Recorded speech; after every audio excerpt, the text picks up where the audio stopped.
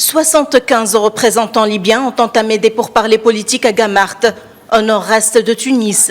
75 Libyens de tous bords sélectionnés par l'ONU, y compris parmi les principaux camps rivaux.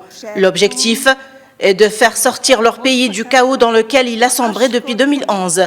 À l'ouverture des pourparlers, le président tunisien s'est montré confiant que le consensus est réalisable si les forces étrangères s'abstiennent de toute ingérence en Libye, indiquant que ce dialogue est un moment historique pour les Libyens.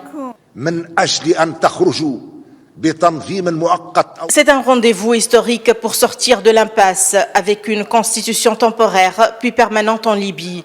Et il faut fixer des dates pour les élections générales pour que la volonté des urnes soit libre après les balles et pour qu'aucune force armée en dehors de la légitimité ne reste en Libye. Le secrétaire général des Nations Unies, Antonio Guterres, a affirmé dans un entretien par vidéoconférence que le forum représentait une opportunité pour résoudre les différends des Libyens, insistant que l'avenir de la Libye est plus grand que toute divergence partisane et que la balle est désormais entre les mains des participants à ce forum.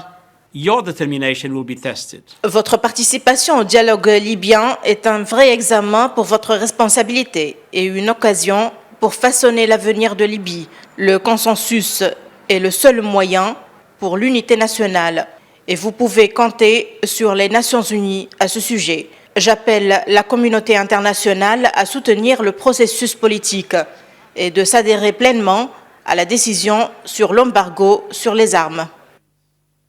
L'envoyé onusienne a exhorté les parties libyennes participantes à ce dialogue, à maintenir la dynamique actuelle et à faire preuve de responsabilité et de travailler à développer la feuille de route pendant ces 6 jours en ouvrant la voie à des discussions basées sur un certain nombre de principes, à savoir la transparence, le pluralisme et l'efficacité.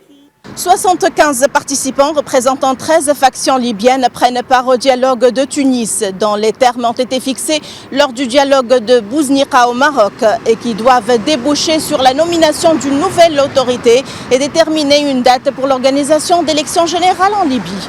Depuis Tunis, Najwa Bécha pour Médian.